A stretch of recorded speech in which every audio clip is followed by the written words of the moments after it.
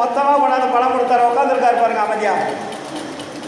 40,000 ரூபாய் கொண்டு சொலையாக கொண்டாந்து கொடுத்துருக்காருல, வாங்கியிருக்கீங்கள. அப்போ வருட கணக்கிலே சேர்த்து வைத்த அந்த 40,000 ரூபாயை விழாவுக்காக கொடுத்திருக்கிறார். எதற்கு? பசிப்பிணியை போக்குவதற்கு. வேற எதுவும் கொடுக்கல அவர். இங்கே வரக்கூடிய ஜீவர்கள் பசியோடு இருக்கக்கூடாது, நீங்கள் என்ன வேண்டுமானாலும் செய்து கொள்ளுங்கள், என்னுடைய பணி பசிப்பிணியை போக்குவதற்கு நான் பணம் தருகிறேன் என்று சொன்னவர் நமது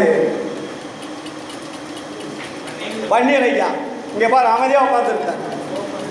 எதற்காக சொல்லுகிறேன் என்ற அன்பர்களே, பணம் என்பது நம்மை இட்டு செல்லாது. பணம் ஒரு குறிப்பிட்ட அளவிலே தான் நம் இடத்திலே இருக்கும். அது குறிப்பிட்ட காலம் நேரம் வருகின்ற பொழுது நம்மை விட்டு அது விலகிவிடும். நீங்கள் விலக வேண்டியதில்லை, தானாக விலகிடும். ஏன்னா பணத்தினுடைய குணம் அது. எந்த இடத்திலும் அது நிறைவேற்றி நிற்காது.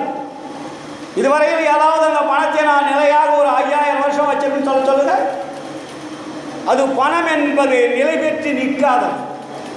அந்த பணத்தை கொண்டு என்ன செய்ய வேண்டும்? நீங்க அன்பை பெற வேண்டும். பொருளை கொடுத்து அருளை பெற வேண்டும். அந்த பொருளை எப்படி கொடுப்பது? விலைக்கு வாங்குவதல்ல. ஜீவர்களுடைய பசிப்பிணியை போக்குகின்ற பொழுது அந்த பசி ஆறுகின்ற ஆன்மாவிலே என்ன ஏற்படுகிறது? ஆன்ம நெகிழ்ச்சி, ஆன்ம மகிழ்ச்சி, ஆன்ம உருக்கம் ஏற்படுதுன்னு. அங்கே என்ன ஏற்படுது? ஆன்ம நெகிழ்ச்சி, ஆன்ம உருக்கம், ஆன்ம மகிழ்ச்சி. யாருக்கு? சாப்பிட்றவனுக்கு. நீங்கள் பசி ஆற்றுகின்ற பொழுது, அந்த பசிப்பிணியை போக்குகின்ற பொழுது அதனுடைய ஆன்மா அங்கே மலர்ச்சி பெறுகிறது. அந்த ஆன்மா விரிகிறது. அது விரிகின்ற பொழுது அங்கே இருந்து வெளியே வருகிறது. என்ன வருகிறது? ஆன்ம மகிழ்ச்சி, ஆன்ம நெகிழ்ச்சி, ஆன்ம உருக்கம்.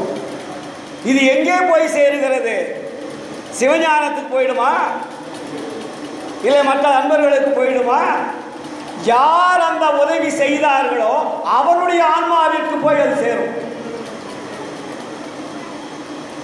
இதுதான் இங்க கொண்டாந்து வரலாறு வைக்கிறார். யார் ஒருவர் பசிப்பிணியை முதலாவது பிணியது, மற்ற பிணிகள் 7, 5, 6 இருக்கு, அது சாதாரணமாக அதை போக்கிக்கலாம். ஆனால் முதலிலே இருக்கக்கூடியது பசி. பசி வந்தால் 10ம் பறந்துவிடும்.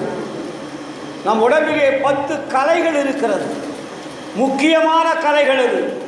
அந்த 10 கலைகள் இழந்தால் உடம்பில் உயிர் இருக்காது. அப்ப அந்த 10 கலையை இயக்குவதற்கு